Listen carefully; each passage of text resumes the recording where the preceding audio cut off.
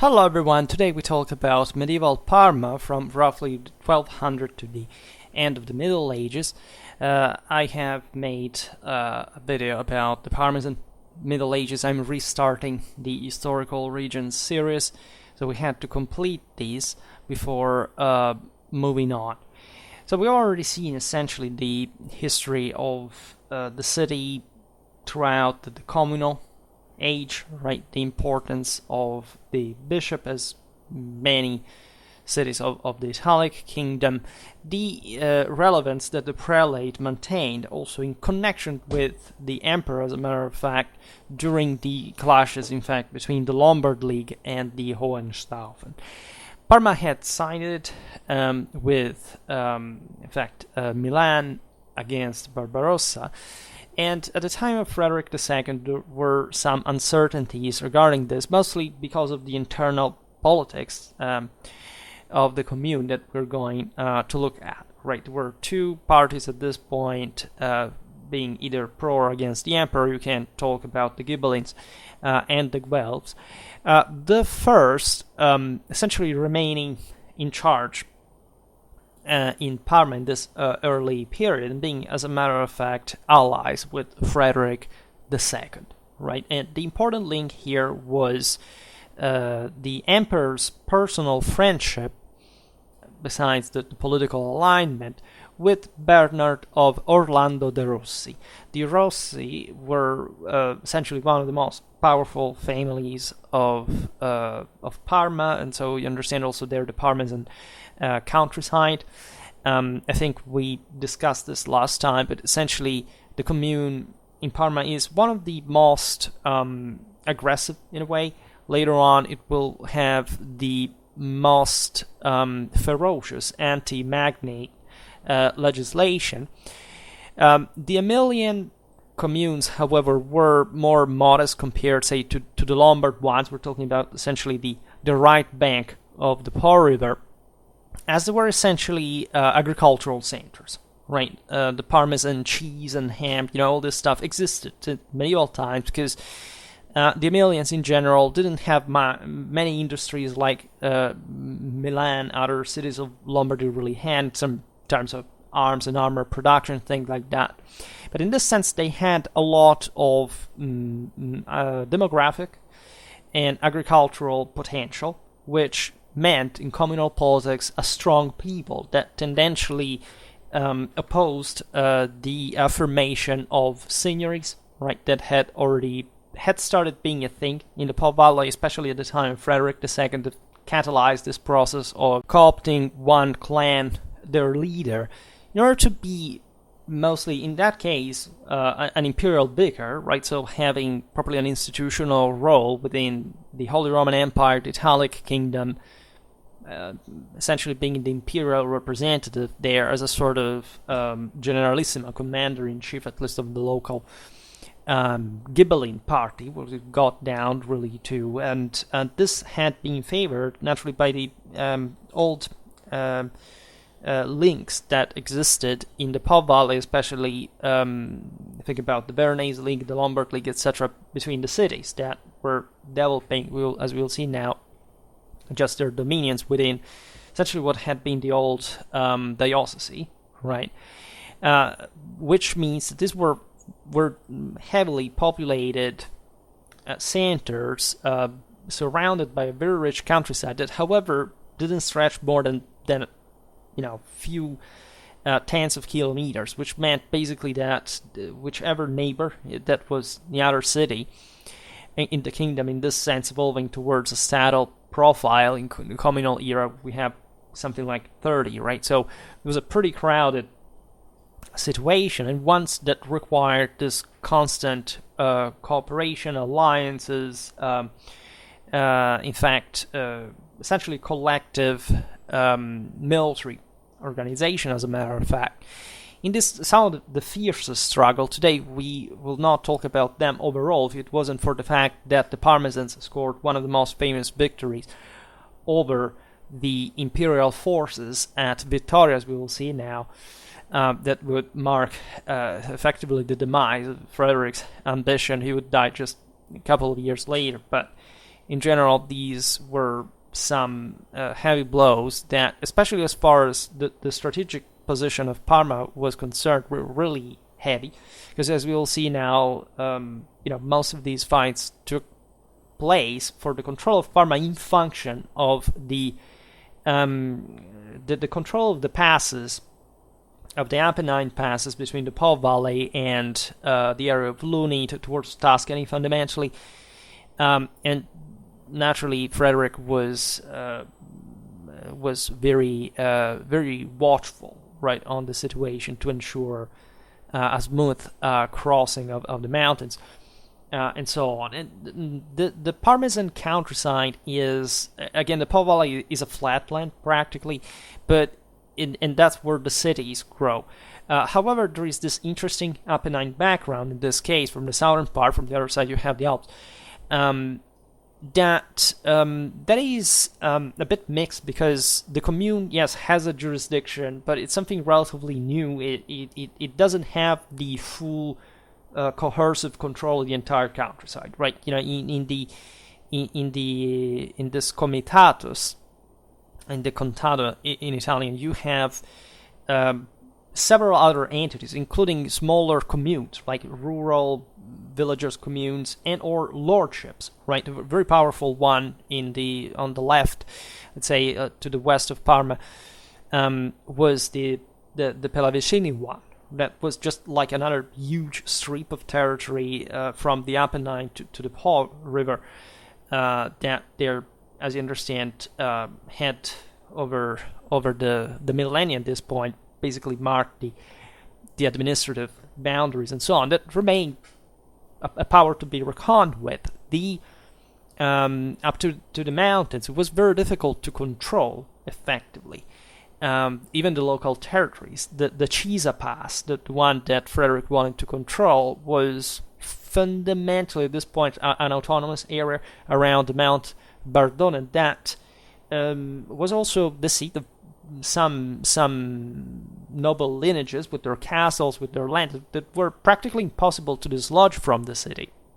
At this point, the Parmesan people didn't have so much of a that ferocious, mindset that would especially develop with the further development of the commune after Frederick's age. But it's important to stress that in general, the commune tended to, expand in the countryside and making of it some sort of, direct control, raising that lord's castle to the ground or occupying it and, trying to maintain, especially in the case of Parma, especially the astonishing amount of agricultural resources, right? An extremely fertile countryside. So we mentioned before Bernard of Orlando de' Rossi, that was very a close ally of Frederick II and a very influential figure at the time. Parma technically didn't have a lordship. Lordships would be forming mostly in the western Po Valley, but northwest of this location, a bit also in the east, in the Veronese mark, but in the so-called Trevisan mark, as a matter of fact, and in part also because of this early popular power that would prevent most of this control. In Frederick's time, most of these lordships were actually a claim of overlordship over multiple cities at a time. That is to say, the emperor picked a guy that was very powerful, say, I don't know, in one of the Lombard cities, and said, you are not just imperial vicar, but I give you some, I will facilitate your job at being accepted in other cities as and it depended on the title. Normally, there wasn't even the term lord thrown around. It was something more like the podestas that appeared this time, or the captain of the people, or something like that. Just to say, okay, this guy will hopefully protect the local community to a degree. That is to say, the commune will pay a certain amount for, providing him with a certain amount of knights, for example, for the military expeditions. And that's basically the scenery at this point in history. That is to say, the commune kept working with his councils, with his government, with his own army, also with this, popular and knightly forces that cooperated ever more intensely, albeit being, whenever the situation was, functional for that, but also clashing against one another often for the control over the incipient statal, takeoff, right, of the commune. However, what came to change the Ghibelline Parmesan status was the break between Frederick and Bernard, right? In fact, essentially, the new pope that had been elected with the name of Innocent IV was Sinibald of Fieschi. The Fieschi were a very powerful family from essentially the Ligurian watershed, so just across the Emilian Apennine, so the one that, as we've seen, Parma controls, so very close position. The Fieschi were the counts of Lavagna, so they were just like across the Apennine, and at that point the controlling the passes there too. So when Innocent IV was elected, in all the universal context of the papacy being fundamentally at war with the emperor at this point, excommunications, disconfessions, and so on. The fact that Bernard was specifically the brother-in-law of the new pope, well, put definitely a lot of strains on the relation with Frederick. The reason, naturally, this switch had occurred is the incredibly intricate policy of this incredibly fluid, as you understand, political situation when you have literally all these tens of cities and lordships trying to make sense with one another. So we could even digress further in some other videos, but let's say we have a lot of stuff to discuss, so I can't just go that in depth all the time. The main thing being the break here between Frederick and the Rossi faction. That had been a Ghibelline lineage on its own, and they would essentially remain that, even when, in this case, they would switch to Guelphism, because in Carta they still had some proper interests as far as the commune went. Even the relation with the bishop was often antagonistic from the side of some groups compared to others. That must always be considered from, like, okay, what were these clans about? That's what we don't have time to digress, because there is a policy they followed at a familial level, lineage level, inheritance level, with the other magnates. That they had what was their communal goal, right? Did they want, as they mostly did, want to take over the city, being recognized with which policy, with which titles, right? With which, in this sense, also international alignment. What would be their policy with the neighboring city? This depended maybe on just how their own possessions within the countryside were located, because if the war would have been fought exactly from their side of the district, right? They would have been damaged in that.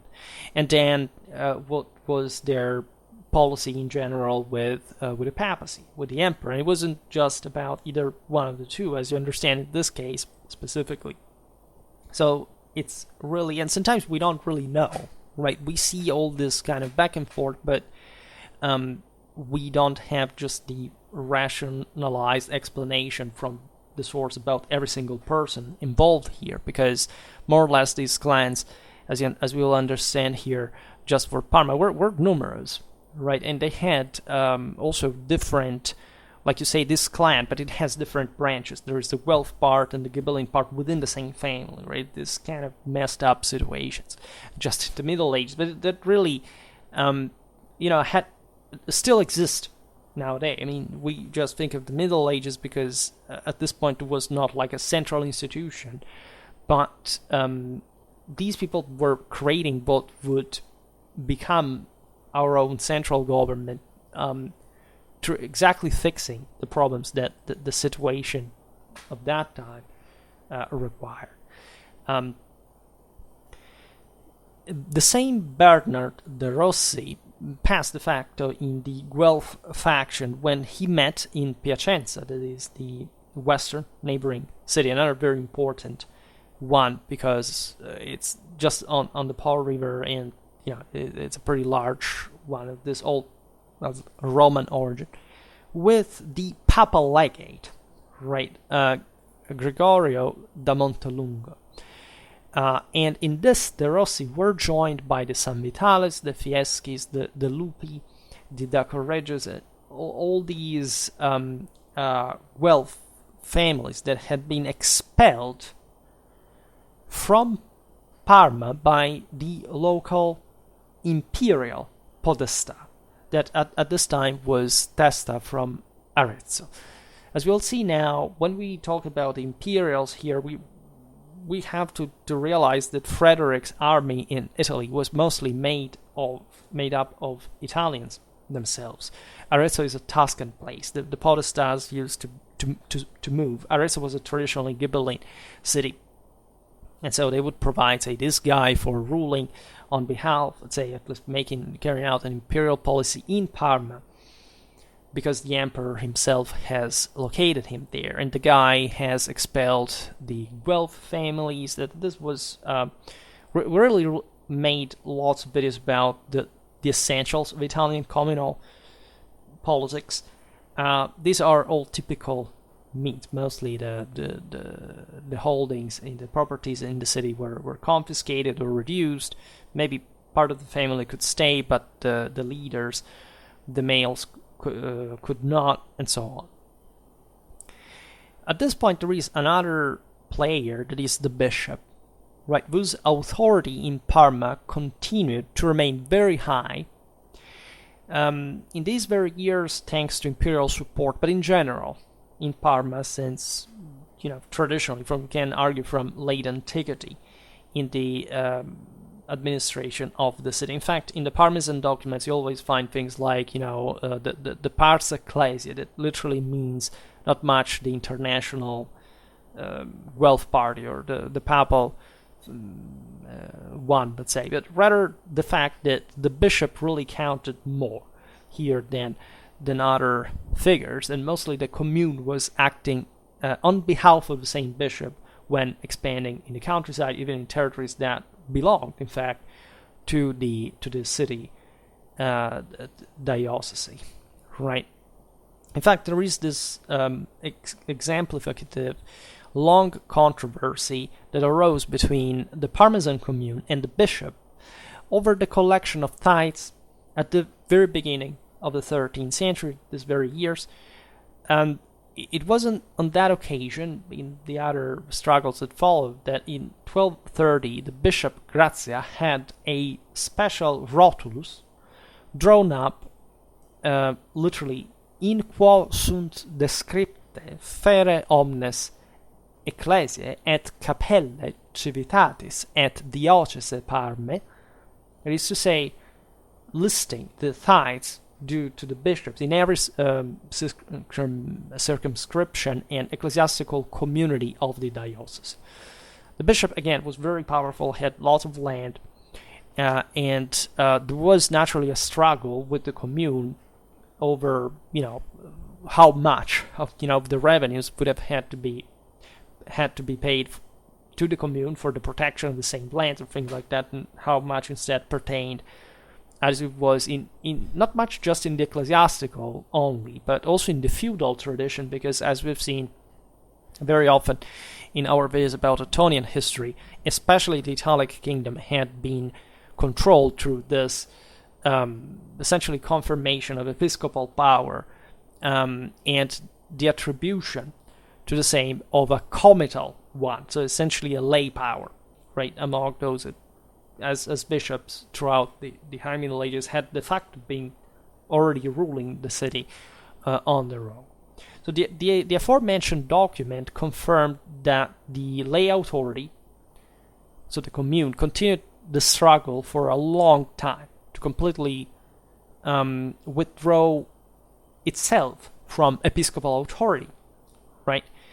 Again, bear in mind, there is Frederick II around he sponsors the bishop. The bishop has this long tradition of power in Parma, so you can't quite do too much. However, the same emperor had confirmed the privileges, because this was part of his broader Lombard policy, where he could not strain the thing too much, if anything, for receiving support from the Ghibellines in the region. The privileges already obtained, already given at the time of his grandfather Frederick Barbarossa at the Peace of Constance for the Lombards and the Parmesans. Now, taking advantage of the temporary absence from Parma of Heinz of Sardinia, that was Frederick's son, right, and essentially for whom the Sardinian monarchy was created out of scratch at the time as a feudal holding, right?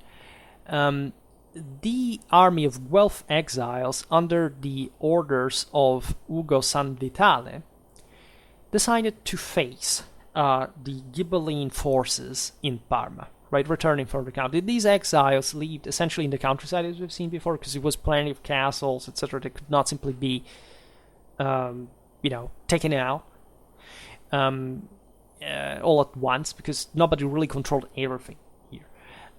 Some others had been sheltered by Guelph cities, neighbors, rivals that, all aside from the Guelph Ghibelline struggle, always tried to undermine, to have their own longamanos, let's say, in the neighboring communes' affairs by essentially interfering with them and weakening communal authority in favor of their preferees, let's say. In fact, at this point, the Parmesan Guelphs had received Milanese troops and money and were coming back to reclaim Parma under the command of Bernard de Rossi. Milan, naturally, at this point was still the leader.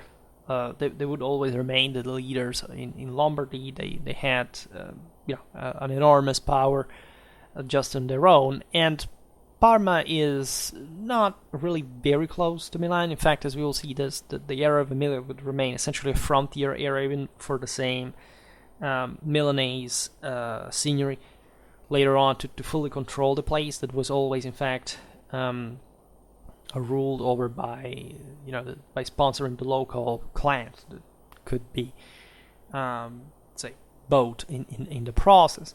And in fact, already at this point you realize that, let's say, for a commune just to receive military help from another, in order to at least, in general, here we're not talking about the commune, we're talking about the exiles, but it's a bit the same thing, right? It means being dependent on it, in a way, in terms of manpower, of money, and so on. In any case, the situation is still very fluid. Milan doesn't control too many other places in Lombardy. Here we are in Emilia, so the thing, but it's still, again, as we were saying before, a close distance, right? Just some tens of kilometers, fundamentally. And what is also interesting is that the battle that follows between the Parmesan Guelphs and Ghibellines takes place not, let's say, from the north, from an inner. No, these aids arrive in the lands of the Rossi and their allies, and the main battle is fought from. This main force comes from the mountains, fundamentally. In fact, both sides met at a locality in the hinterland on a bridge over the Taro River, right? The same areas from later the battle for Nova would have been fought, right? Quite strategic ones.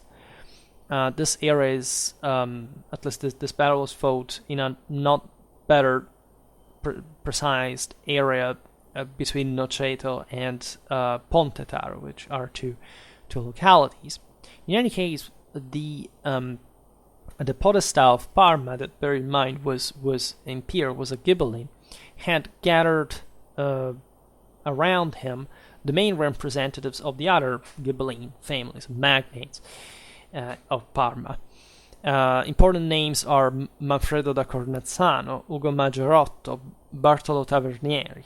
Right, these were all forces that had moved from the city where they had been dwelling, right, as Ghibellines under the imperial podestat, to face the Guelph rebels, the Guelph exiles.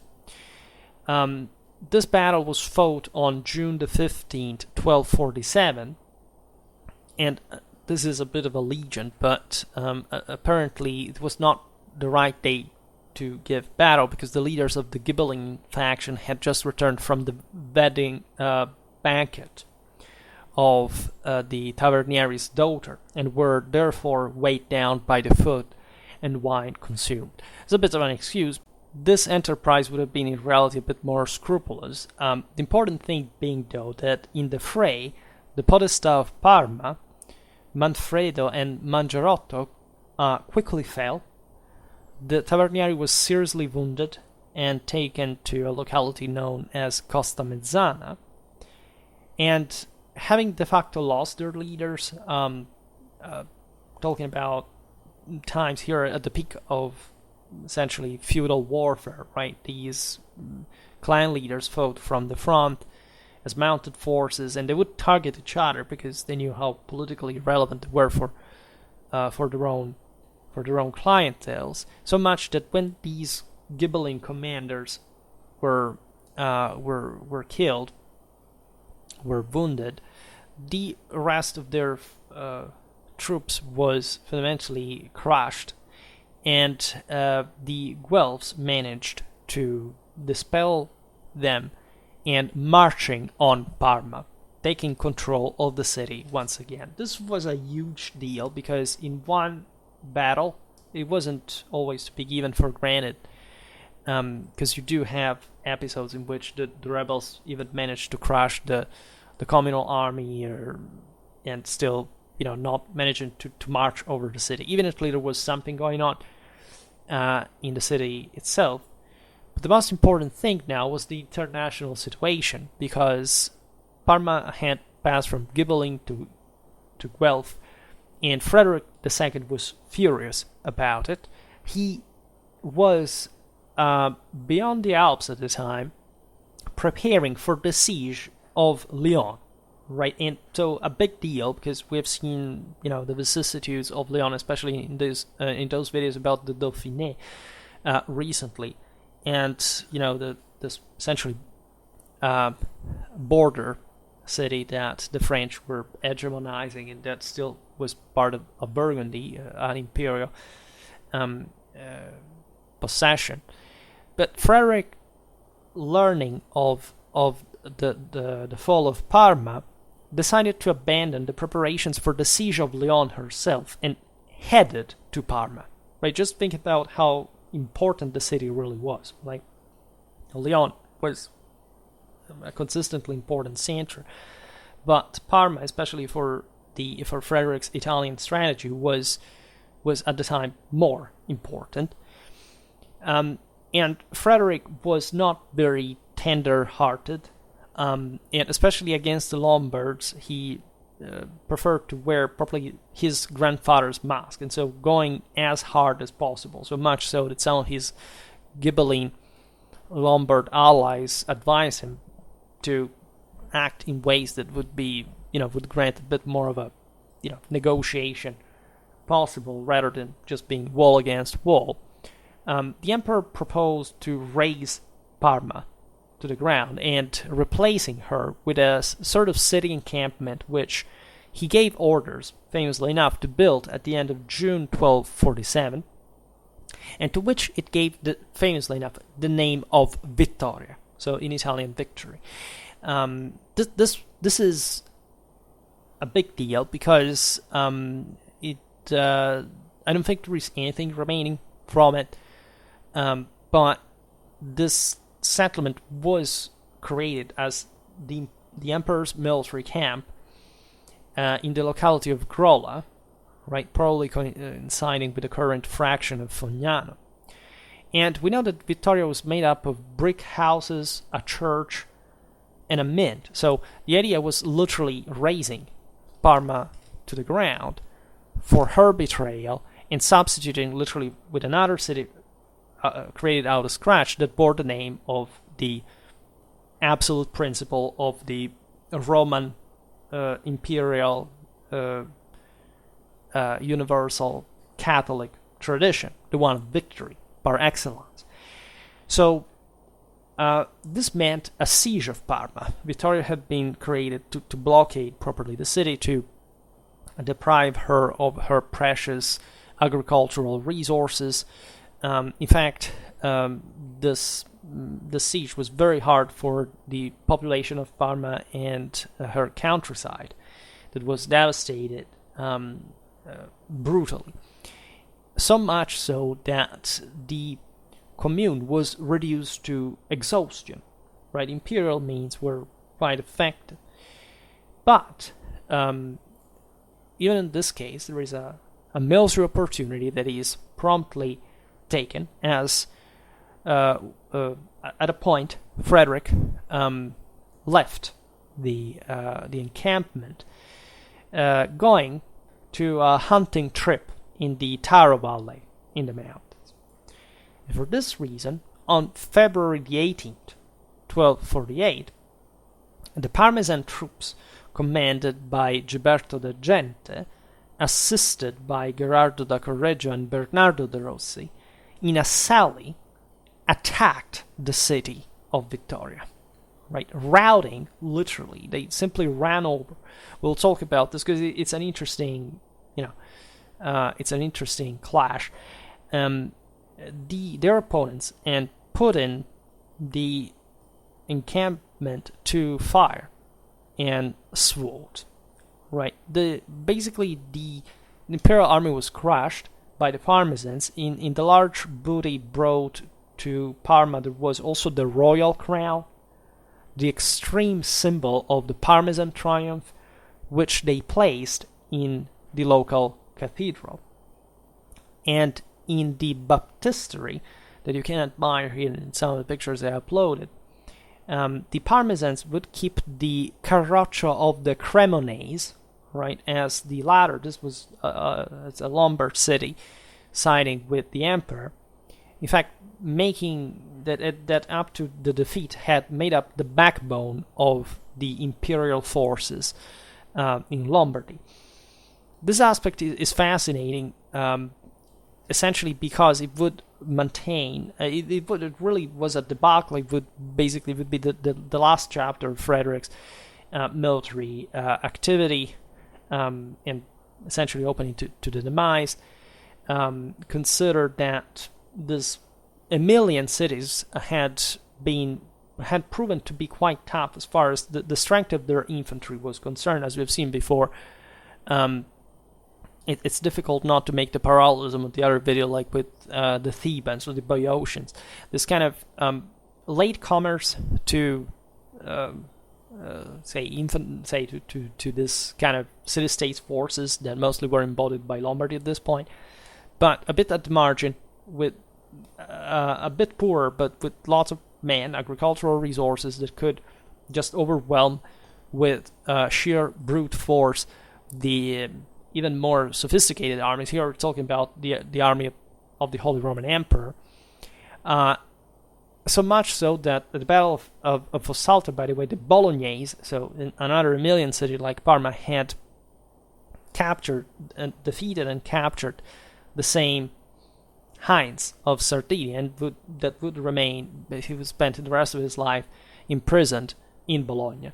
So the Emilian forces here towards the mid-13th century are really rising their banner up high in the context of also the development of European infantries. They really will have to talk, especially about the Battle of Fossalta. It is probably one of the fiercest, let's say, characters of medieval infantries, as much as at that point, especially, they simply abandoned a fortified position behind the river and faced the Sardinian cavalry, that is the Imperial and the Ghibelline one, just alone, with the knights just arriving later. So something that not even the Milanese at Legnano really had intentionally ever done. So this victory over the emperor, especially for Parma, is a source of unmatchable prestige, right? And much of the Parmesan mythology, and also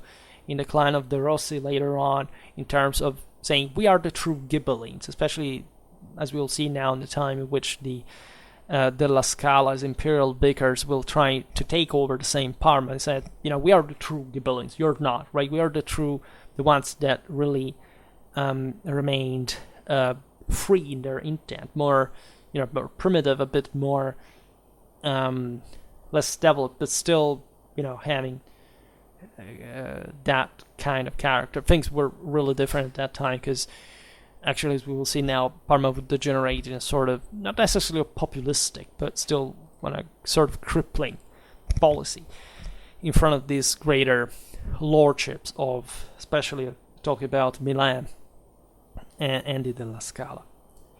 By the way, from the disaster of Vittoria, the Emperor Frederick barely managed to escape, right, with a few followers, in the nearby Borgo San Donnino, that is a sort of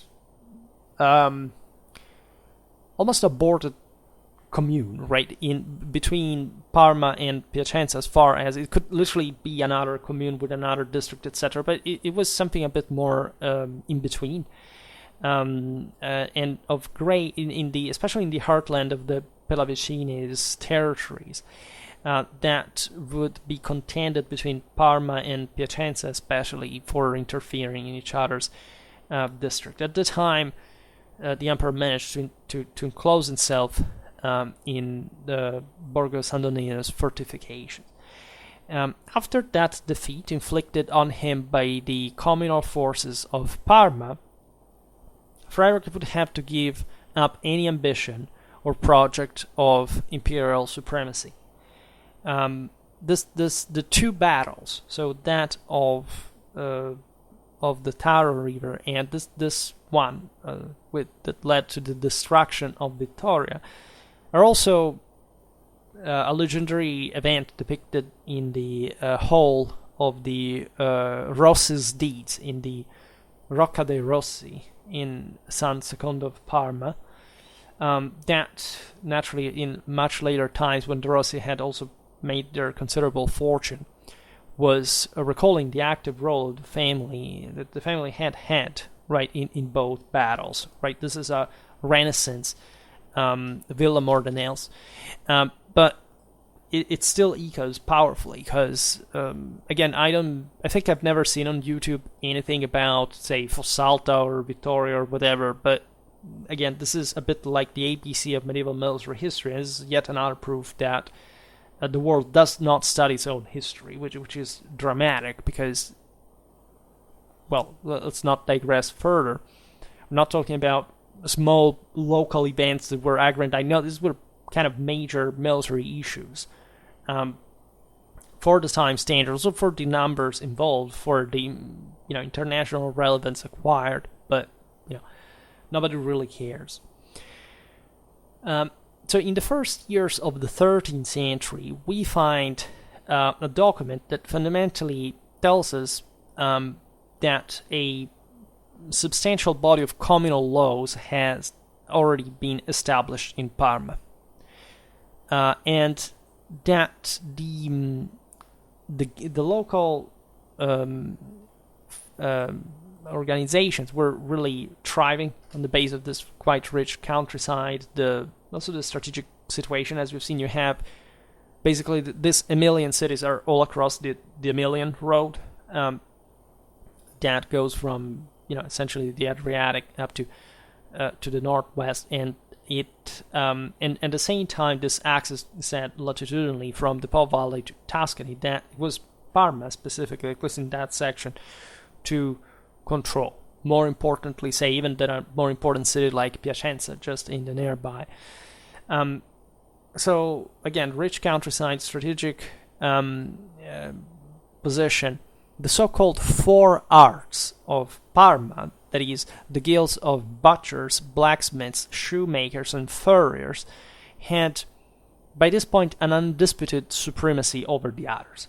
Right? Naturally, you don't have literally to imagine the guy, cutting meat, exiting from the shop saying, I'm the one that rules all. No, it was just like big corporate business ruled by quite, again, rich people that had their own retinues that lead fundamentally a nobler lifestyle and that controlled the skills that had a primacy over the others just because of all the various political, economical vicissitudes, how they had developed. The supreme judiciary of the Parmesan commune was entrusted to the podestà, that, as we've seen, was a sort of it was an external, mostly general, right? Because in theory he had to rule as a governor, but most of his let's say activity revolved around knowing how to lead the army, and just with still other commanders next to him. We're talking about the communal forces, the one of the people. It was quite segmented, where some, of course, magnates themselves that participated alongside, that he had mostly just to respect the statutes, the authority of the councils, and just putting his military expertise at disposal, and bringing hopefully a bit of order, like arbitrating certain situations among the various factions, because the Italian communes had understood that if they had just kept essentially trying to judge over one another, they would have been paralyzed, and they preferred to call this external, say, foreign. They were Italians fundamentally, but from other cities, right? Sometimes, as we've seen, even from far away, from Tuscany, from cities that were chosen in part exactly because they were relatively even distant from the local, especially interest, and that they could be naturally would look at whether they were Guelphs or Ghibellines or whatever other advantage could bring that would be accepted in political balance of the city. But anyway, the podestà in Parma, within the first 4 days of his entry into office, delegated 8 citizens, 2 per district, to form a council of 560 citizens. Right, lots of people. That tells you how popular and biased Parma already was. This council was known as Concho, right, which also included the consuls of the vicinias of the and the rectores artium et mysteriorum, right? So they practically were this communal assembly that also included, aside from the citizenry, also the representatives of the various sub-districts in which the commune and its territory in the commune was subdivided, and then the directors, so these also collegial, let's say, magistrates of the arts and crafts, right? The arts and the artes et mysteria are fundamentally this. And among the Parmesan guilds towards the mid-13th century, that of the butchers was of great importance. This was the one who raised the aforementioned Gilberto da Gente, also the protagonist of the victory over the emperor, to a temporary, say, de facto lordship of the city. It's perhaps a big word, especially in the Parmesan context. Nevertheless, it's a sort of hegemony of primacy. He's a leader, right? There is surely something populistic behind that.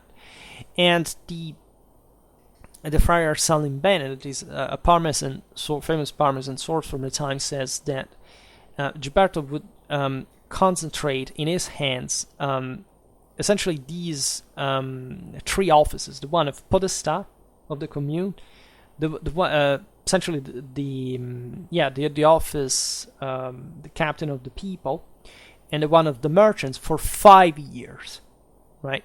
Which was objectively a big deal because he really controlled all the major institutions here for a limited time. At a certain point, he did declare himself as a sort of, leader of Parma, even with an annual allowance of 2,000 imperials paid by the commune. In any case, and also I'm doing this very simple for the sake of synthesis, but he would be later deposed in 1259 after struggles that continued with all the various clans of the city, etc. Yeah, it was normal to see, urban clashes in the main square, like, people trying coups and so on. The important was somehow monopolizing the centers of political activity, also the place of the markets, etc. The communes were designed also urbanistically to somehow be functional to maybe internal coups, but still as an internal business of the city, let's put it this way.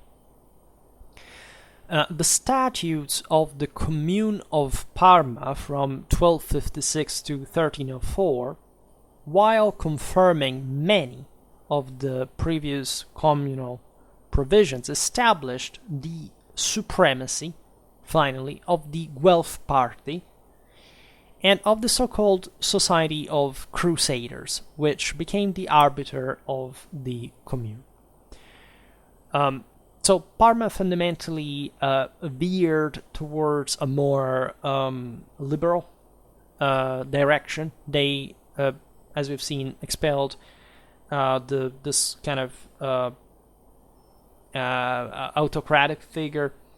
They sided ever more, especially considering at this point the consolidation of Guelph, of Ghibelline powers all around that were trying to, in fact, interfere with Parmesan affairs, to the Guelph party, which at this point, given that there is no emperor going around, is just very, say, locally dictated as a choice. This is really mostly a regional issue. Of course, there are contacts with the papacy, with the German monarchs, and so on, but it's mostly a matter of a commune saying there is a strong people. There are, in fact, ferocious, as we were saying before, anti-magnate legislations, the harshest in all communal Italy, promulgated at this point.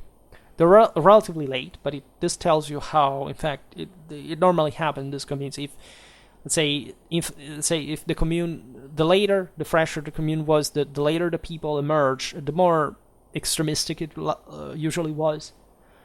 And in this case, the people really, there is this Society of Crusaders that had a great weight, right? These were some individuals provided with some greater kind of status and, renown and so on. But the concrete reality, especially in the in the last decade of the 13th century, is the one of continuous patrolling of the city, of the countryside, with essentially the bulk of forces made up by the popular companies, right? So essentially, these are strong phalanxes, right, of communal infantry that are quite well equipped, quite radical in their intent, because they do not quite have cavalry on their own. They go on with these expeditions together with the podesta and some other cavalry of the commune.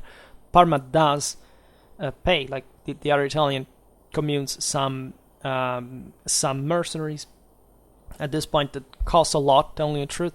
Then there were the Parmesan milites that were just, the knights, de facto, of the heavily armored cavalry from the city, from the countryside. If the clans that they came from aligned with, or sometimes being threatened and with deterrent force, together with the popular. And these expeditions were quite interesting because they were directed within the the boundaries of the Parmesan district to destroy systematically, especially at the outskirts of the city. But really, these armies could reach practically every corner of, at least in the Po Valley, in the flatland, every corner of the countryside, basically one day, if they wanted to. Also, they were well supplied. They came straight from out of the city. They had all the the logistics from their side, and it would essentially destroy the possessions of those noblemen that they considered as a sort of a threat to the commune through this radical anti-magnate ideology.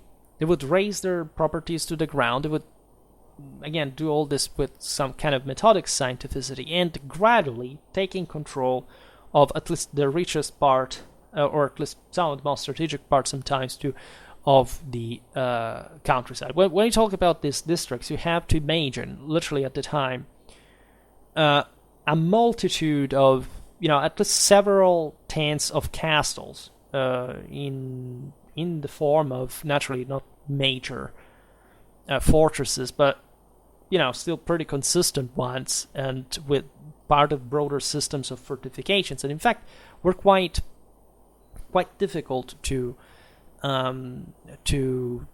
significantly weaken, because you could destroy one castle, but there would be others around, and from the other side, what you really see in all the agitations, and we'll see better now also in Parmesan history, in Parmesan policy, you have rebels, in fact the same clans that were persecuted, taking refuge just in another place, launching raids, devastating crops, starting to literally even occupying castles, some positions close to the major highways, the river, right, the access to the Po, for example. And this thing gradually attritioned the countryside. So at the peak, especially again at the end of the 13th century, you have the peak of the people. But this people is not, as we've seen, they have like this body of some kind of few thousand infantry, really well equipped and so on. Technically, the commune can mobilize even more. This is specifically the Popolo Company, which doesn't mean all the people. It's the Popolo is literally an institution, right? That rules as a sort of not necessarily vigilante mentality, but surely counter kind of coup one, and it manages, at least for a while, to dictate its own rule, also triggering, in fact, probably some resentment from the other clans that were always connected with other cities, other seigneuries, kind of trying to, also to prosper a bit in other countrysides, marrying to each other, this kind of things. On the longer run, I made a video specifically on this, and the fact that at the end of the day, these exiles would win, right, in Italy. The rise of the seigneuries very often passes through these guys. There is just essentially one city that controls everyone else through these magnates that have eroded significantly the local communal power, right, of the smaller centers that have been taken over by the major one. As you understand, as we'll see better later, it's Milan really that Parma, in the orbit of which Parma will fall.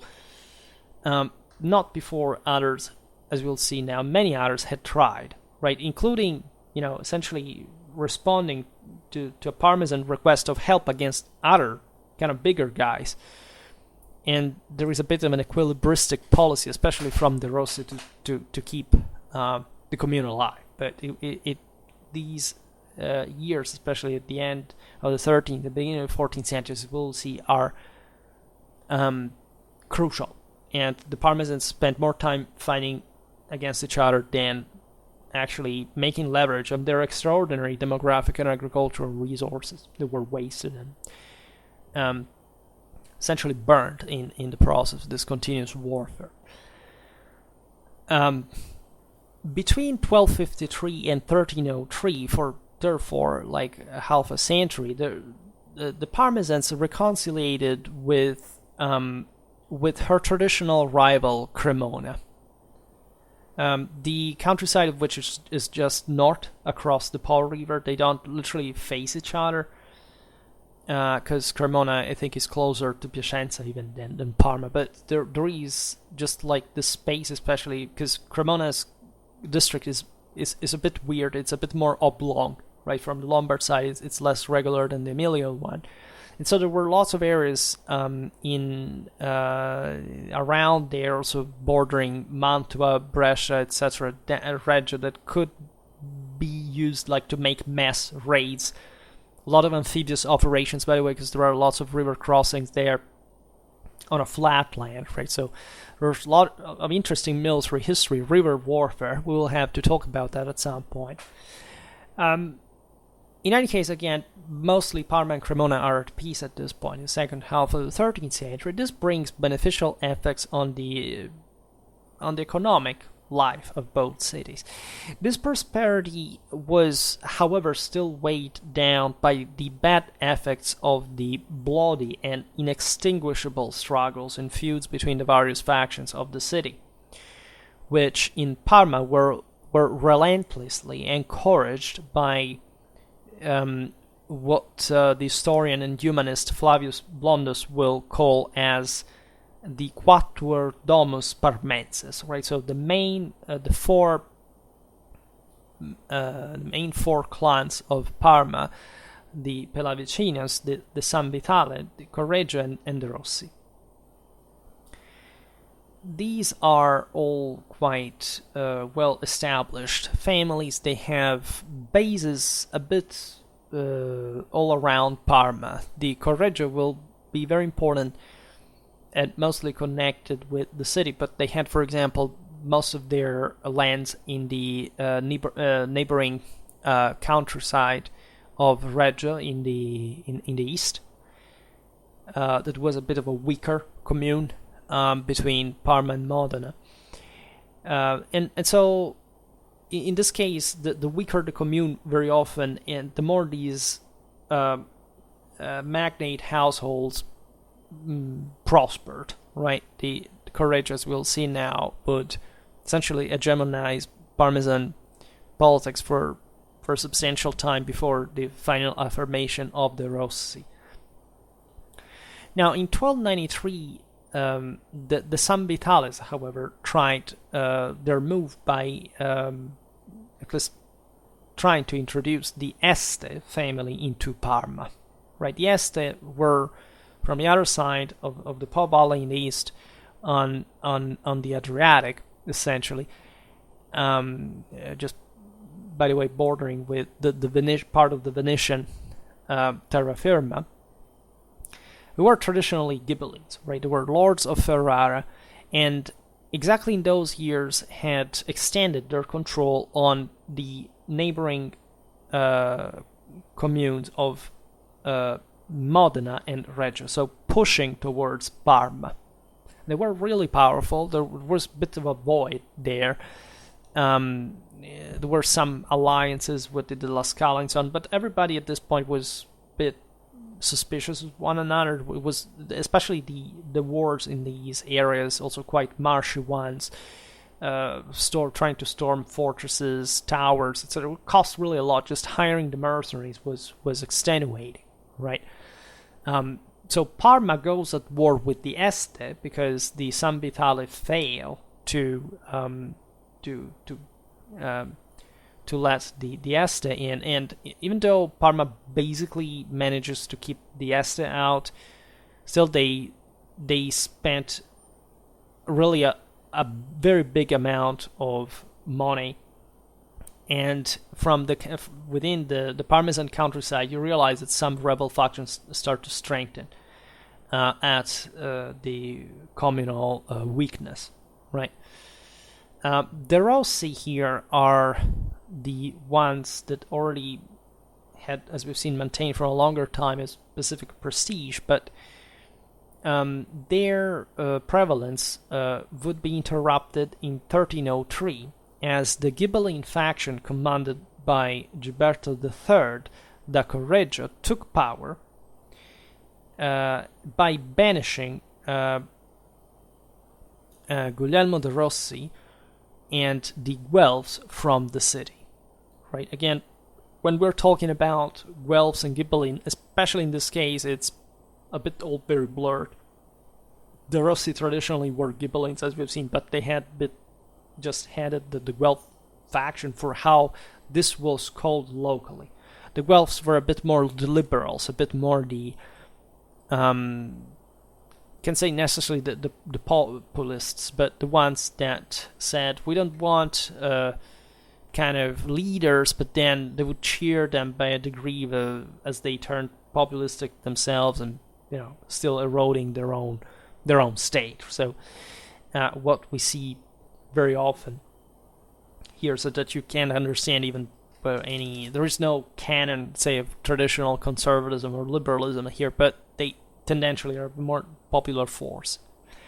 And Gilberto specifically availed himself of the favor of the Parmesan people, but also unavoidably, in order to rule over the city, the support of the nobility, right? And Gilberto became thus de facto the lord of the city, still with some kind of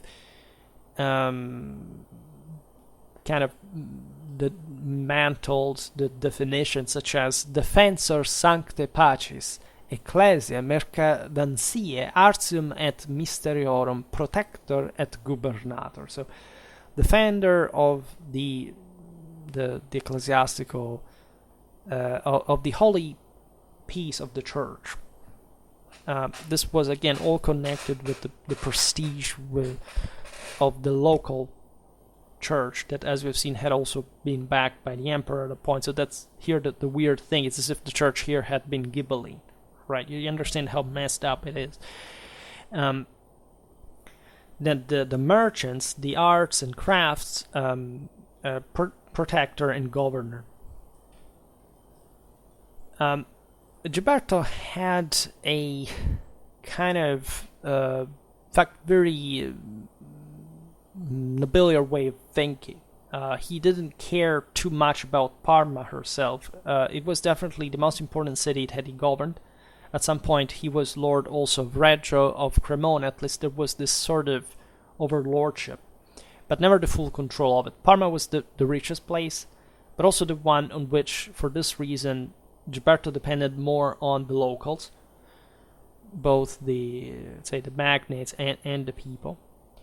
A reason for which, also considering the various involvements of Gilberto in other theaters that cost money and that were drawn from Parma, by the way, and the continuous struggles with the Rossi that were always there in the countryside, carrying out mostly their guerrilla, their attrition against the commune at this point, brought to sort of a decade of back and forth, if not more actually, because the Rossi came to power once again at a point. In 1314, Guglielmo, at the head of an army made up of exiled Guelphs and Ghibellines alike that were unhappy at this point of Gilberto's rule, because it was very expensive, right? Lots of, military and financial contributions alike for fighting in other places. It could shelter Parma, arguably, but that now also we're taking a bit more of an autocratic path, right? As Gilberto wanted to secure also some harsher measures in the city, etc. Took the aforementioned Borgo San Donnino, the one in which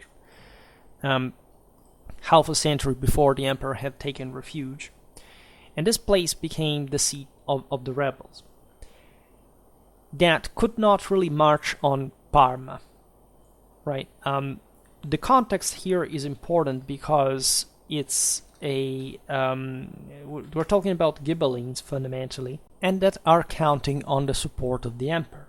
So we have seen, in theory, Gilberto rises to power as a Ghibelline, but actually he starts to be, involved in an ever more wealth direction, Here there are interesting episodes. Mostly in 1302, the Visconti had been kicked out of Milan, which had become Guelph herself, right? So this is connected also with the involvement of of Gilberto the following year in Parma, right? And when Emperor Henry VII entered Italy in 1312, the situation changes dramatically because the emperor reinstalls the Visconti that also had been exiled and hiding in the north among the Alps somewhere, appearing, spawning randomly and terrorizing like in local communities, had been reinstated by Henry as not just lords of Milan, but also imperial vicars, by the way, together with the Della Scala in Verona, to whom they had given the city of Vicenza, by the way. And these are the main powers that will contend, in fact, themselves the power of Parma. We are told that even though these were Ghibellines nominally, when news came of the death of Henry VII, famously enough, at Buonconvento, the general mood in Parma was very high, right? Finally, we have gotten rid of this emperor that they didn't want, in fact, them to give anything to, right? The Parmesans, in this sense, were strangely enough Ghibelline, but not so strangely, but they wanted the emperor out. At least they wouldn't. Again, their popular force was intact enough not to, say, accept any co-opted leader just ruling them, even on imperial behalf, in that circumstance. As a consequence, the Rossi, as exiles, instead were hoping in Henry VII's arrival expedition because they and support. Because they were, namely, as we've seen here, actually collecting both Guelph and Ghibelline exiles, but they were themselves in Carda Ghibellines, right? But this situation, however, changes from within Parma herself, right? And in this context, in fact, the same Rossi, after the death of Henry, do not think to support further for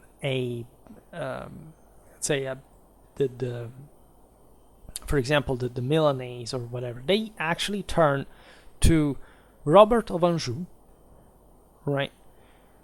That was, as you know, the head of the Guelph faction and King of Naples, right? The same one that Henry wanted to dethrone, nice, since the time of Conradin, right? And in order to obtain, in this sense, an agreement with Gilberto, peace was finally sanctioned with the marriage between Maddalena, the daughter of Guglielmo de' Rossi, and Gilberto himself. There were here backs and forths. Actually, the same Gilberto the Point, if I'm not wrong, called himself help from Naples, because the idea is that Parma, by remaining still autonomous from the major Ghibelline lordships that now had been recompacted after the passage of Henry VII, there could be even, again, locally they called themselves Ghibellines, but they were allied themselves with Robert of Anjou. The same goes for the Rossi, that want to rule over an autonomous Parma, not on somebody else's, a kind of Ghibelline lord from another city, right? In 1316, however, the Parmesans finally get rid of Gilberto. Again, there is a major battle fought in the Parmesan countryside, where you realize probably that the will of the people to fight against the Signory is very weak, right? And even though Parma brings back into force most of the old communal laws, with the additions and modifications of the case thus forming the third statute from the year 1316 to 1325, which was definitely inspired by the concern to prevent the rise of new tyrannies, it weakens dramatically. Right, the people of Parma starts being tired. In other words, they want somebody who rules them, possibly with the least, let's say the sacrifice possible. So basically, like populists today, right? They wink at these figures like the da Correggio, the Rossi, etc. But they hope that just by sitting there doing nothing, while the Po Valley has been turning into a battlefield, which the major signories are taking over everyone, wouldn't have to theoretically even spend a single cent on the army or going to war, right? So the epitome of stupidity, right? That is, however, the same one that we're looking at today. I mean, people whining because they have to pay a bit more of gas, right? While major geopolitical threats come to undermine. Eventually, for you to make, you pay ever and ever more, right? Under the childish delusion that other countries are doing, your favor by just invading another one. Say, bringing who knows which kind of morals as the underdeveloped savages that they actually are. And this is essentially the case. If it wasn't for the fact that in this case it was Parma rather to be lagging behind in terms of political, military and social development, because the formula here of the free commune staying out there and just being one of the many and trying to survive with modest fighting against at least the usual neighbor, right? Just paying for a bunch of horsemen for military expeditions and then not really making major military effort. That doesn't play anymore, right? At this point, especially in Milan, we've seen partly the Este, but the La Scala are beginning to systematically subdue the surrounding communes. Cremona, for example, is completely depleted here, and Gilberto had interacted with that. There were the Cavalcabò in Cremona as lords, and there were some battles, some showdown that ended up for them also in the Parmesan countryside, where some of them had taken refuge. Bloody things, right? And so there is an effort to make the Parmesan commune making this effort to defend themselves, to maintain up, say, with the military standards, military expenses. But this commune is basically surrounded, infiltrated, worn out by bigger powers. First of all, the Visconti, by the way, that at some point will launch a devastating raid into the Parmesan countryside, literally from side to side, something that nobody had ever done, at least in recent times. So with the power that the Milanese commune, having swallowed other surrounding centers and essentially drawn the money for hiring military professionals, and just making the Milanese bankers cashing in the in fact the merchant the goods of the subdued communes, were just superior to the Parmesans that didn't have much more than essentially their popular force, some mercenaries, but not the armies of 30,000 men, including, say, some thousands of heavily armored German mercenaries paid by such a powerful lord like the one of Milan, right? So the Parmesans are a bit they're crippled by this because they're paralyzed by the internal division in the first place, right? They have to make too much mess. The commune has been fighting from the within, so not giving, even if they had to create a signory on their own, enough power to a single guy to put things together. And therefore they entrenched themselves in kind of radical ideologism, shouting against the magnates and whatever, but with the people just winking even at the foreign ones without understanding that they could have like a space on their own. And Parma really did have, because it was, as we were saying before, fairly distant both from Verona and from Milan. They could have played the whole thing more cleverly. Like around, they didn't have particularly aggressive neighbors like, I don't know, Mantua, or Mantua was not really looking at Parma more than much, and at least would be mostly hegemonized by the Della Scala later on. Reggio, as we've seen, was just a small power. Also, Piacenza had been a very rich city. The same goes for Cremona. Had gradually been hegemonized by the Milanese as well, and stopped her military activities as an independent power, at least, and was ever more subjugated, losing her autonomy to Milan.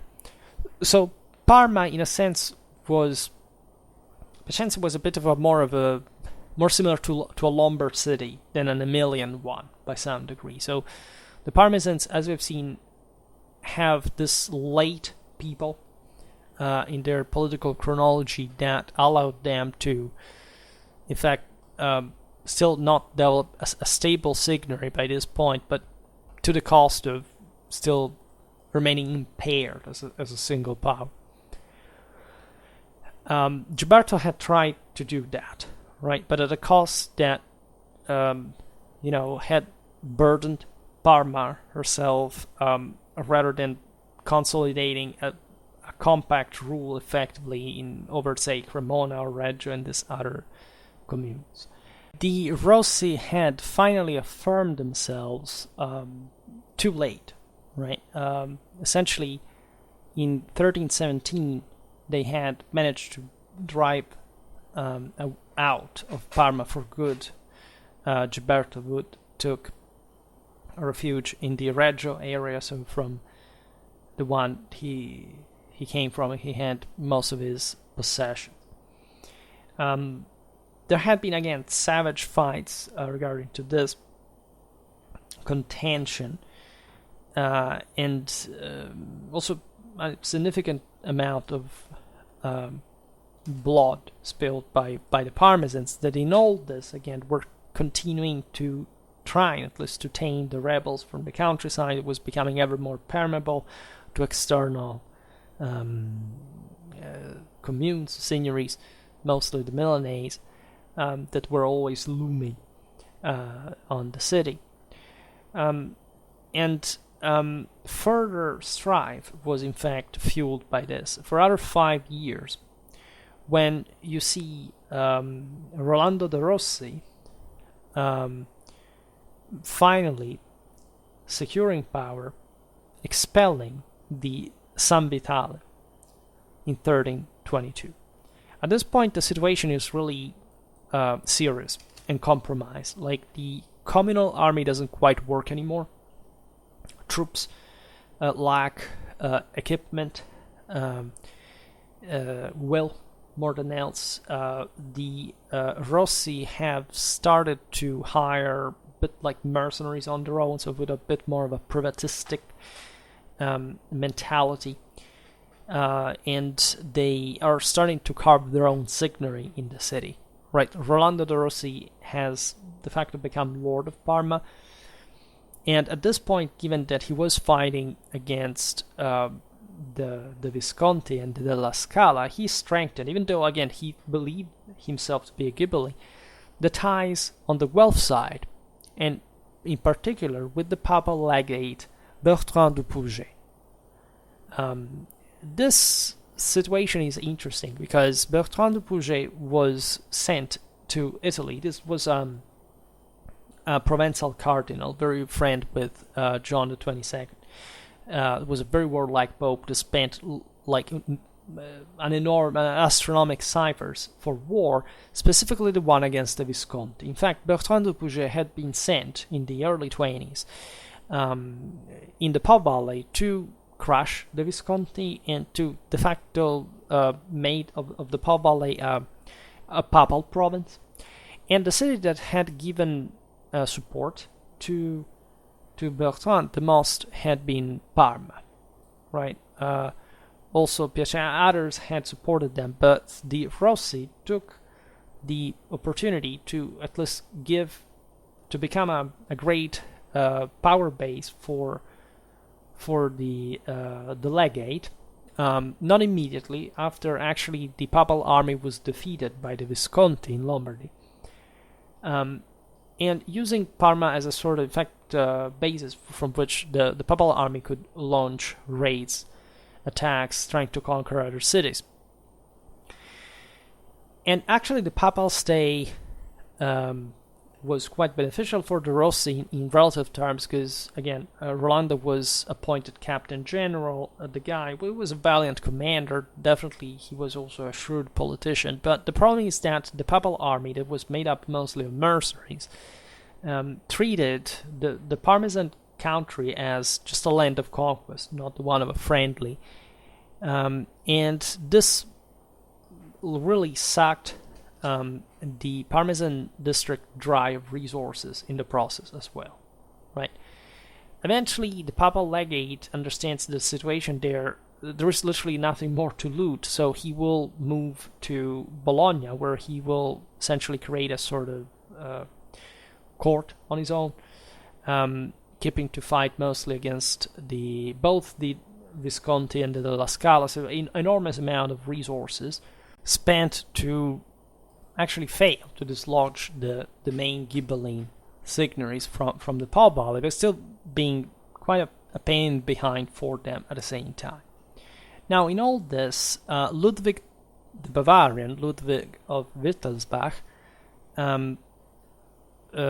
famously enough, had his Italian expedition, was very shrewd. He didn't commit himself as much as Henry VII or whatever. He just went to Rome, managed to have himself crowned, and he came back to Germany. And in the process, he basically looted many allies, rather than, well, also some, cities that, such as Pisa. I explained this in the medieval Pisa video. With the support of other Ghibelline allies such as Castruccio, Castracani, and in theory the Milanese, that, however, were so powerful at this point that it was complicated to just convince to do whatever they wanted. But he took some of their family members as hostages. When he came back to Italy, he tried to besiege Milan, but he failed. Misery, because he had arrived there and he had been crowned, recognized as King of Italy, all that stuff, and asking something in exchange, right? But he wasn't really destined to stay there or do anything. In any case, Ludwig was really needed the passage of the Apennines in Parma. And Rolando de' Rossi took the opportunity to essentially make Ludwig Lord of Parma by receiving his protection, namely some German mercenaries, as well, that would strengthen Rolando's position in the city that now has really been, especially since the passage of Bertrand de Pouget has been exhausted. Like, the phase in which the people had something to say now has disappeared practically. And the guy is rising ever more to the top. I mean, there's still a functionality of the councils, etc. It's not a completely exhausted system, but the need of this strong figures also to support Parma, that is literally surrounded now by the kind of the shrewdest enemies, right? Is concrete. You understand here, Ludwig is the emperor, and the Ghibellines, the imperial Vikers in Italy, do not like him at all, and the guy receives support from a city that is defending herself from the same imperial Vikers. So that's again how messed up the situation really is for everyone involved. At least mostly, well, yes, let's say so. Rolando had famously also two brothers, Marsilio and Pietro, who were also great commanders. This would be remembered as some among the most famous Italian commanders of the time. In this, the Rossi managed thus to maintain control of Parma and to even be appointed themselves as imperial vicars, right? This privilege would also be confirmed by John of Bohemia, that arrived in Italy also like in a sort of fairy tale, like, with mostly both Ludwig and Charles were literally paid by the Italian cities to come there and to protect them, right? There was no other, like, these were not wars of conquest or something. They entered Italy like with 200 knights, and then all the rest was just paid by the Italians, also in terms of mercenaries, mostly how that they operated at the time, and nothing else. So in fact, this was an ephemeral thing. Yes, Charles of Bohemia in theory has to now. Excuse me, John. Yeah, I mean, I said Charles because this is actually John, the one that would die at the Battle of Crecy, right? The errant knight rather than a Bohemian king. But there was, on this occasion, also his son Charles, the future Charles IV, who actually stayed in Italy even when his father came back across the Alps, and interestingly enough participated, as we'll see now, to Italian warfare, even with some success, to no practical consequence in terms of any rule, imperial rule there, and actually making an alliance with the same papal legate. So again, here we are beyond Guelphism and Ghibellinism. Again, I made a video about this topics last year, and you can check this out in the medieval, like in the Holy Roman Empire playlist, whatever. And the Rossi were equilibristically, again, managing to maintain their power in Parma. Again, exploiting every guy that passed by saying, "Do you want to protect us? Yes. Will you give me some further recognition of power? Yes. Yes, of course, they had, the Parmesans had to provide with money every time to these guys. But it was better than being taken over permanently by powerful regional dominations like the ones that were forming themselves in Italy, and especially Milan and the La Scala. The thing wouldn't last, in fact, forever. The major powers of the north, mostly Ghibellines, formed the League of Castelbaldo, that had essentially the purpose of just dividing the spheres of influence in which these major seigneuries would have to conquer the last communes that were remaining free. Charles of Bohemia managed actually to defeat them at least the Este, that were part of the game, that also wanted to expand, together with the other Ghibellines, at the Battle of San Felice on the Panaro River, near Modena, fundamentally. So we're talking close, relatively close, in Emilia at least, same region of Parma. However, John and Charles were eventually just to abandon Italy on her own, because they had lost support locally. There was not much they could do anyway, and came back to Bohemia. And there was all a negotiation in the process, right? For example, there were, during the peace agreements of Peschiera with the kings, some agreements between Marsilio de' Rossi and the Ghibelline leaders, because he would figure as one of the king's ambassadors. And initially, these rulers told him, well, de' Rossi can keep Parma, right? But as soon as John came back home, nobody cared about the agreement anymore, and the Ghibelline League proceeded simply to go on with their plans, and Parma would become, in fact, the target, the assigned target of Mastino II della Scala, the Lord of Verona, and many other cities especially in the northeast, right? And that had huge ambitions and wanted to conquer Parma to enter Tuscany, by the way, because he managed at some point to stretch his power up to Arezzo, trying to surround Florence, right, from Lucca even. And Arezzo is a very complex thing. We will talk about it in La Scala at some point. I made a video about medieval Verona. We hinted at all this.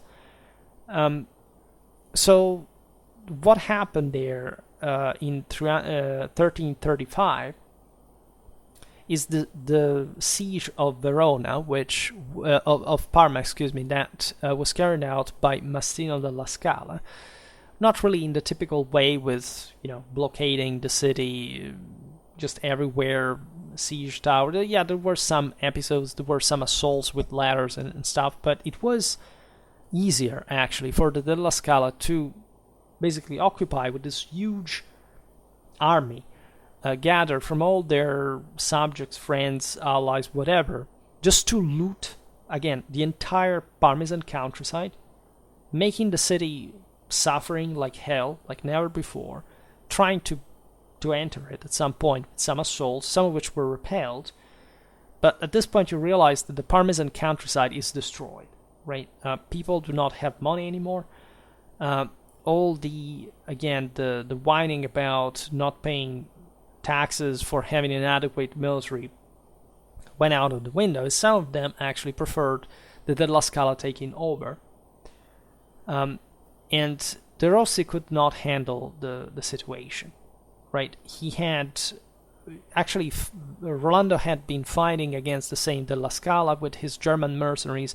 He had managed to put to flight the German ones of the Della Scala, even in an engagement in which they were completely outnumbered, but still was not enough, in fact, on the longer run to prevail.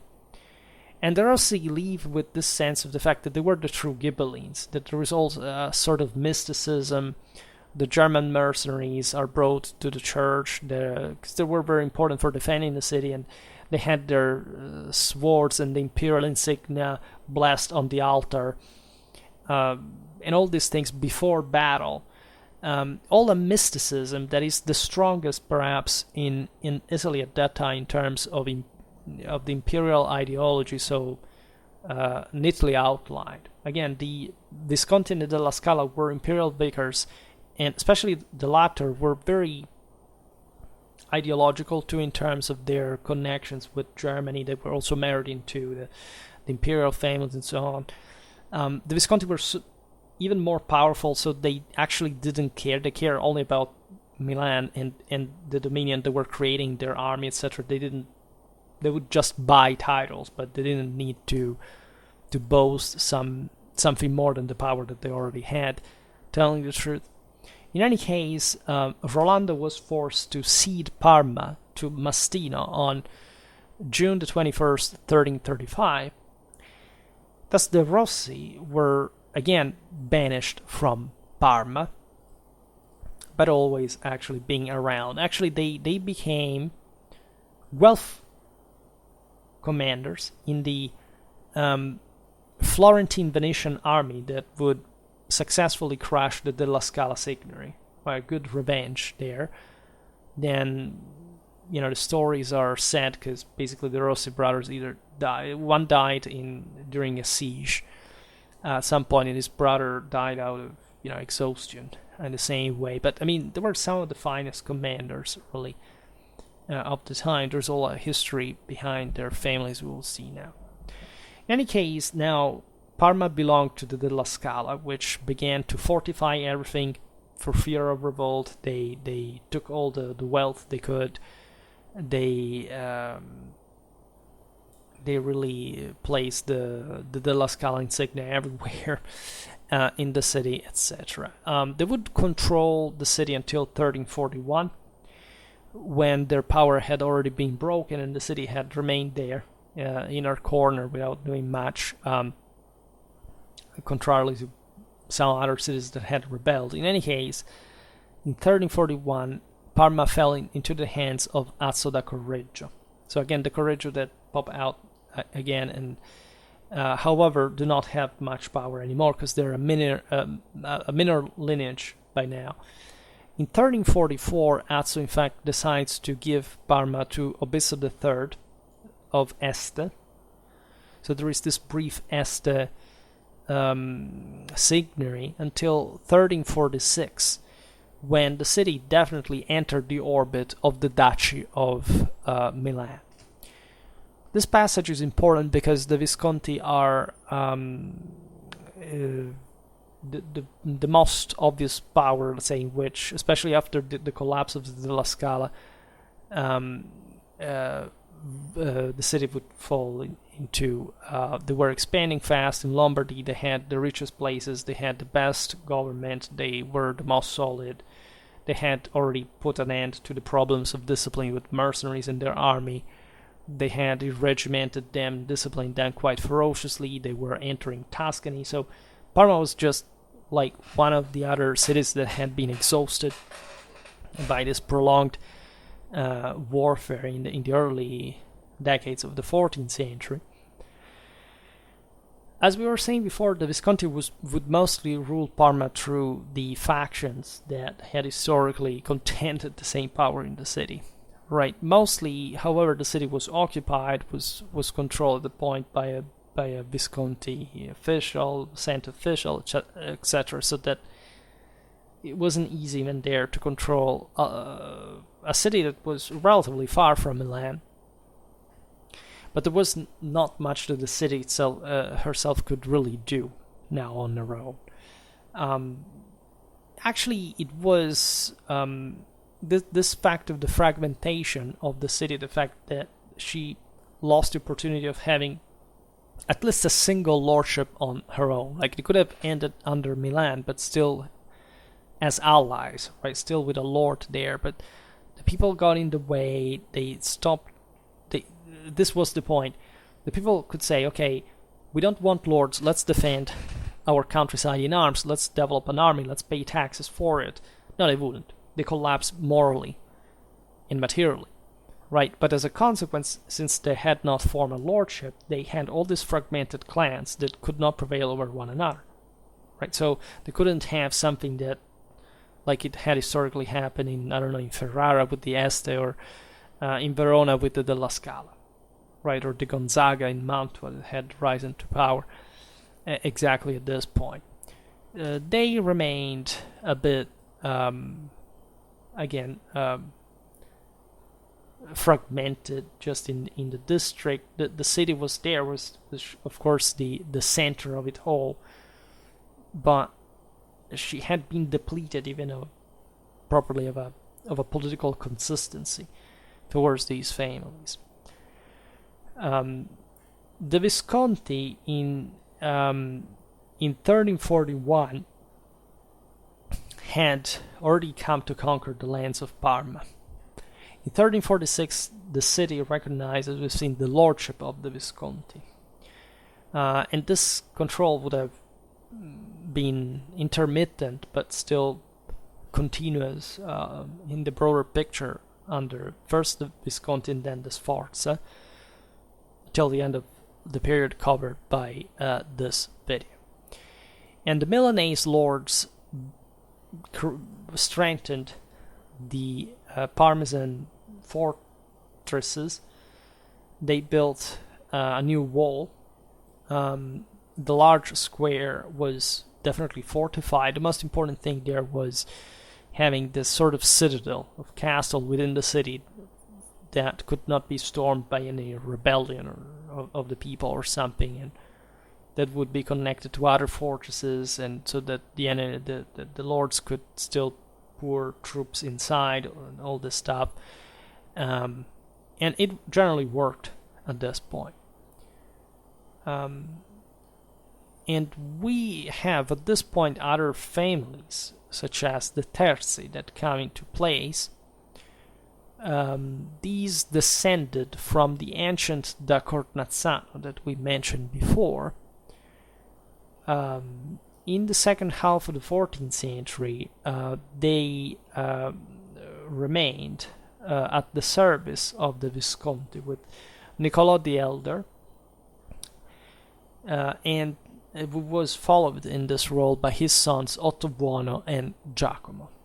Right, these ruled on behalf of Bernabò and Gian Galeazzo Visconti, both in arms as valiant captains and podestas of the city, and of other Lombard and Emilian communes, by the way, under the Visconti. Right.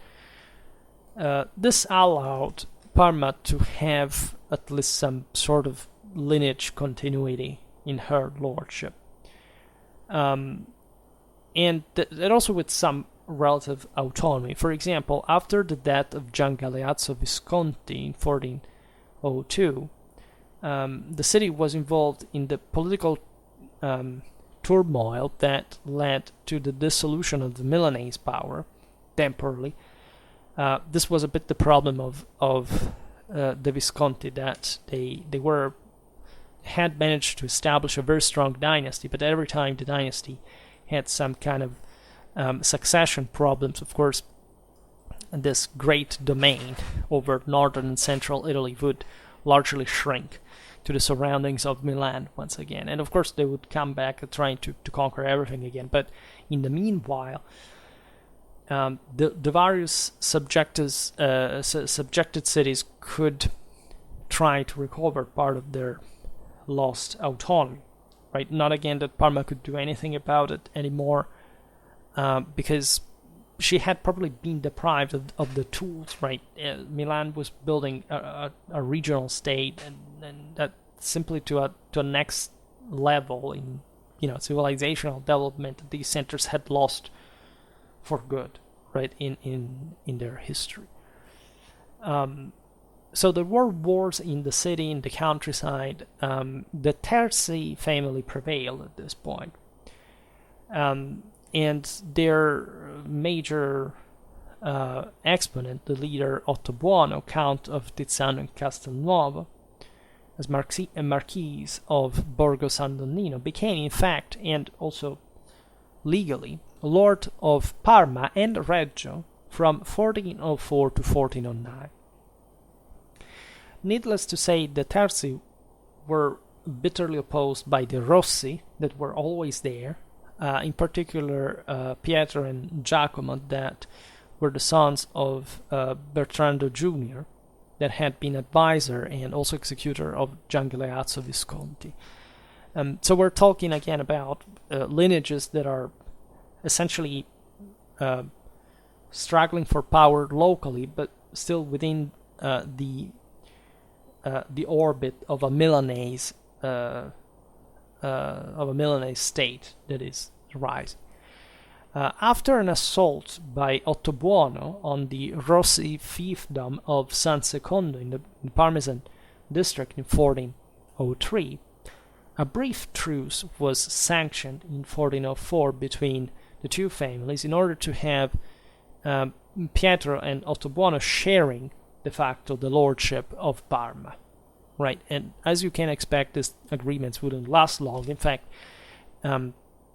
the Rossi had to flee the city, and Ottobuono reached the peak of his power. We are in 1406, and even at this point, only gradually to lose it. Right, in 1406, Ottobuono's prestige reached his peak, as it can be evident by the characters that attended the baptism ceremony of his son Niccolò Carlo from his second marriage to Francesca da Fogliano, and celebrated in the splendid baptistry of Parma. In fact, the godparents of the child were Niccolò III Este, so the Marquis of Ferrara, Giovanni Maria Visconti was the Duke of Milan, even the representative of the Serenissima Republic of Venice, Carlo I Malatesta, the Lord of Rimini, the Mantuan one, Francesco I Gonzaga, the Cardinal of Bologna, Baldassarre Cossa, that would be the future antipope John the 23rd, Georg of Liechtenstein, the Prince Bishop of Trent, the same brother of Pietro de' Rossi, ironically enough, the former Bishop of Verona, Giacomo or Jacopo, that at the time was Bishop of Lunido, and also the mercenary captains of the Visconti, Jacopo dal Verme and Ugolotto Biancardo. So this tells you how relevant Parma, of course, was in these Italian regional states. The center of the dominion was not just the main city, right? Milan fundamentally controlled all this territory because she controlled the other cities, right, that had grown too weak to oppose her fundamentally, and that, as we've seen, these lords had gone to great lengths to fortify, to kind of prevent the reconstruction of a political autonomy and of local military forces. The cities had just to pay their money, and with this money, the Visconti would hire their mercenary army as a sort of semi-permanent force that was in fact quite advanced for the time and imitated, as we've seen also by the French, for example, in the video about the French army organization, because these were really among the most advanced and truly most updated armies of the time, contrarily-wise to what was usually said about the condottieri ones. The lordship of Ottobuono lasted at this point only 3 years. In fact, the guy was treacherously killed on May the 27th, 1409, in the ambush of Rubiera by the hand of quite a name, Muzio Attendolo Sforza, with the complicity of Niccolò III of Este. So again, you invite some people and they're not so nice to, reciprocate by not assassinating you fundamentally. And interestingly enough, in fact, at the time, the same child, as we've seen, that was the son of Ottobuono, was present. He witnessed the assassination of his father, that these people also had attended at the baptism of, who was riding together with his uncle Giacomo, and was brought to safety within the walls of Parma by him and his grandfather Carlo da Foglia, his maternal grandfather. As we've seen, this is a dramatic episode, as Ottobuono's head, by the way, was given to his bitter enemy Pietro Maria I de' Rossi, who displayed it on a pike at the entrance of the castle of Felino that exists still. And the thing here is, again, the complete hatred between two lineages that couldn't accept one to be ousted by one of the two. And objectively, there was plenty of opportunity for both of them to remain in charge, and that would justify, would motivate at least these behaviors. Now, the following day to the ambush, the assembly of citizens in Parma convened in the bishopric palace that the child Niccolò Carlo, that was raised in the arms of Giacomo Terzi, to be proclaimed by the Arengo as heir of Ottobuono, Lord of Parma and Reggio. Right. Interestingly enough, the lordship of this child wouldn't last even 3 weeks, and the thing again is quite exemplificative of also how hypocritical the just the formality of this thing was, right? Nobody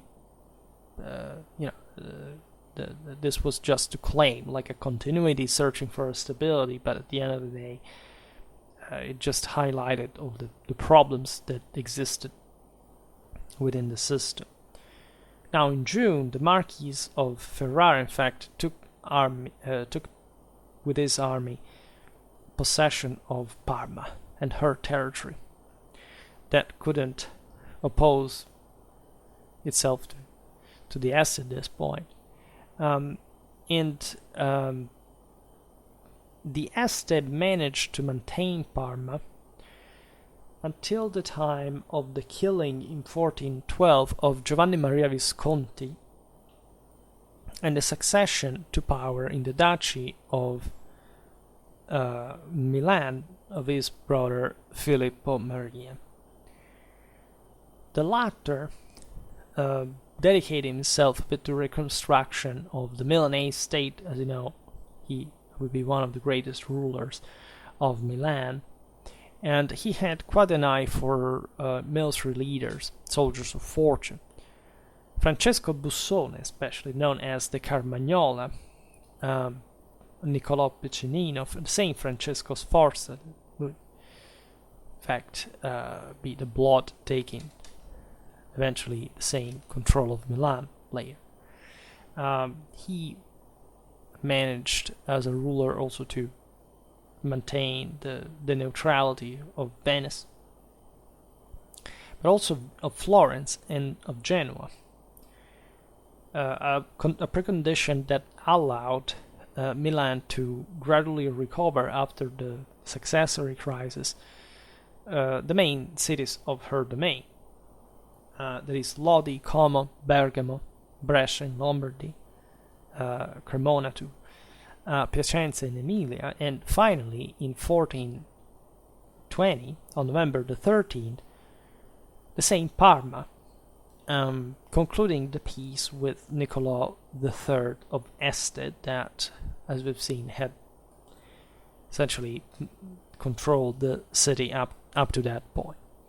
This is again an interesting way of picturing the location of Parma, because it's a sort of empty area, but not just Parma, but also Reggio, Modena, etc., because it was in between powerful seigneuries that, however, would create these buffer areas where mostly these local lineages would prosper, but nobody would maintain a strong power, because so that all sides could simply infiltrate it with something was, let's say,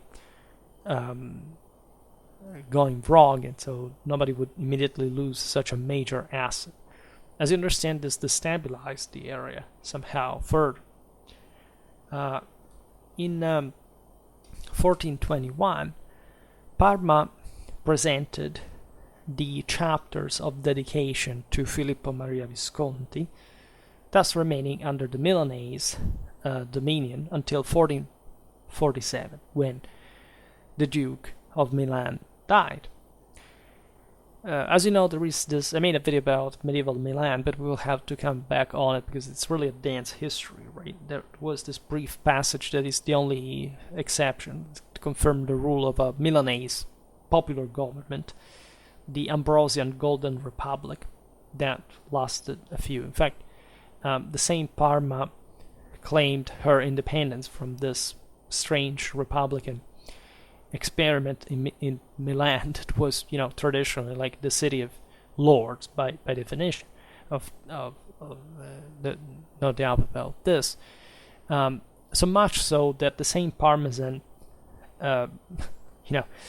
autonomy lasted over 5 months until February the 14th, 1448, when the reggitori of the commune surrendered to Francesco Sforza. Right, and this autonomy of Parma would end completely with when the leader in 1450 became the new lord of the Duchy of Milan. So we could easily talk at length about how the Milanese state developed, and so how Parma was brought under this attempt also of homogenization, administratively speaking, because the Milanese were frankly the only ones who were truly doing this, like creating properly a state. The Venetians were more easygoing as long as they pointed more on the the autonomies, right, and the fear also of Milanese expansion, besides simple deterrence, as the Venetian condotta was quite also a formidable thing when creating their terra firma domination. But again, this is perhaps to be seen in another video. What could be interesting just to point out as a final note about Parmesan history during the very late Middle Ages is the art of printing, right? That in Parma is introduced in 1472 by a guy known as Andrea Portiglia, who came from Turin, at this time being under the Savoy, who printed, by the way, 18 works in the city up to 1482. We're talking about works in the full kind of in the wake of the full humanistic trend at that time. We have Petrarch, Virgil, Ovid. There is a very beautiful edition of Pliny's Natural History dated to 1480. There is also a French guy, Etienne Corallus, that in 1473 arrives in Parma from Lyon, that we mentioned completely randomly before as well. He began to print there Statius Achilleides, and up to 1479 other classical and juridical works. Finally, there is also Parmesan, who the technology was spreading. Most of the technology was about matter of business association. There is this Damiano de Moilis that printed together with his brother Bernardo a curious little treatise with the rules for designing the capital alphabet, and two philosophy books printed together in the early 80s, all together with Montalli, this other printer. We have beautiful works, like for example the Coralline Folio dated to April 10, 1477. We know of a typography in the Certosa of Parma, witnessing the Historia Flende Crucis by Pallavicino, dating to 1477. We have another typographer in 1481 printing Terentius in Parma, and 3 volumes by Deiphobus de Oliveris, so another guy, dates to still the early 80s. Another in 1486 by Angelo Goleto, that was brother of the humanist Taddeo Goleto, beginning his typographic activity. So again, times changing from definitely the ones of Frederick II at the beginning of the video, but that give an idea a bit of the condition of the city as well, that somehow dwell in her own space, and that still grew, albeit not politically independent, but within some of the most florid areas in Europe at the time, witnessed also by the flourishing, for example, of the press, and this is like another note. So this was interesting for me because I think looking at these various policies in depth is one of the single most precious things. I don't know how many people like or watch. Usually there is a sort of consensus regarding this content, but at the same time I would like to transmit properly with this video a sense of the character of the places, because I believe that when you study history, you must fundamentally see what you're talking about. You must understand why something is important, why you would think of for example, this city as a relevant addition to your cultural baggage, right? We have come to a point, I think, in the same history that we can't explain that anymore. We can't recognize that anymore. It's as if to say that, today people just look what it's past randomly, passively, superstitiously on them, and they didn't look at literally the freedom, in a way, of what they have to learn by themselves. So with these videos, I hope to create a sort of encyclopedic background which a person can draw, to say, look, that these things existed, were there, were important, they had a relevance. And I hope also that when we will be looking at other videos with some less kind of didascalic approach to it, like you can say, but now I know, like, because I remember that video and I know more or less what context we're talking about.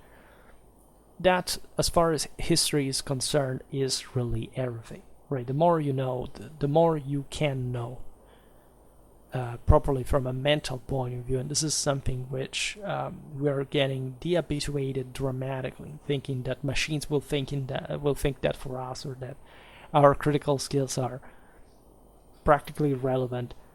It's a bit like humanity dying, never mind, but we try to keep things at least still alive, awake, conscious, hopefully, also through these videos. For today, however, I stop it here. I just hope that you enjoyed this video. If you did, please share it, otherwise leave a like or subscribe to my channel if you're interested in my upcoming content. As always, I thank you heartily for listening to me. I wish you a nice time and see you next time.